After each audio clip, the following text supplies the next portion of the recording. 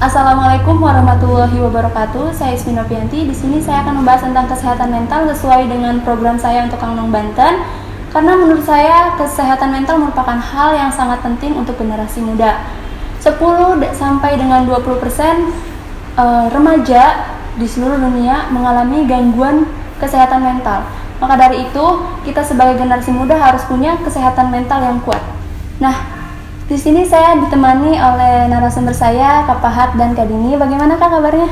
Alhamdulillah baik. Alhamdulillah ya. Mungkin untuk mempersingkat waktu, kita langsung saja.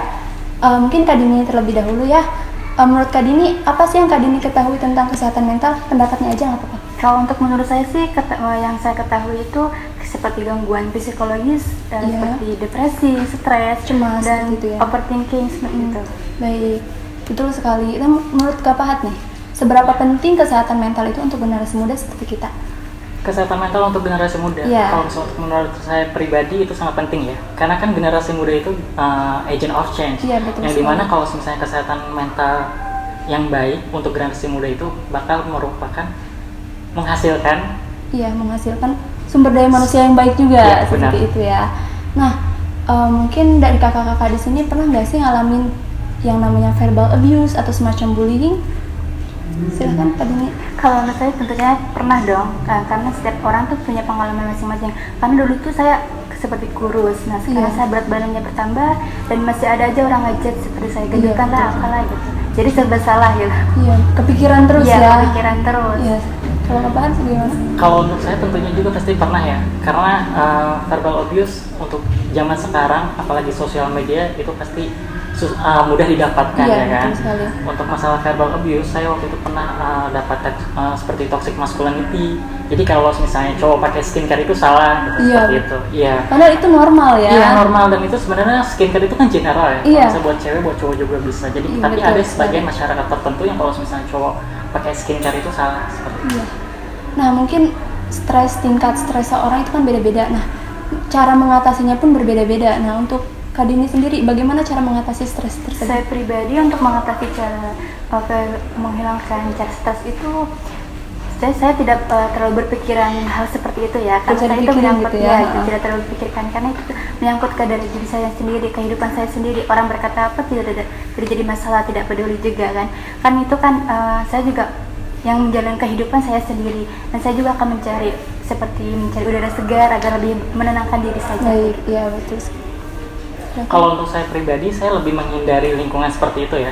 Kalau misalnya ketahuan lingkungan toksik itu sudah ada gitu kan, jadi untuk lebih baik dihindari. Seperti itu sih.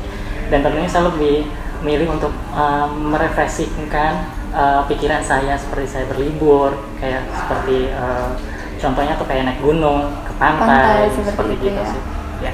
Mungkin yang saya baca juga, karena mungkin generasi muda kayak kita lebih memilih untuk berlibur ya, untuk menenangkan seperti itu.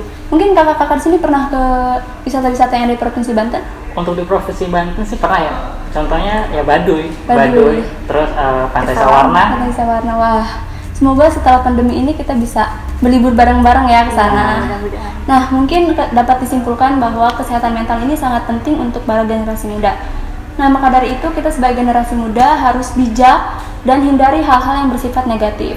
Contohnya itu menggunakan media sosial yang berlebihan sehingga memicu beberapa faktor seperti insecurity. Seperti itu. Nah, kita sebagai generasi muda harus bijak dalam menggunakan media sosial. Nah, mungkin sekian dari saya.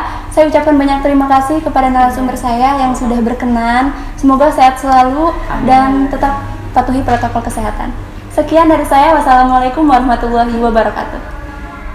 Literasi juga bukan hanya membaca, tapi juga membangun kesadaran bagaimana kita cinta dengan budaya sendiri. Betul. Kira-kira gitu.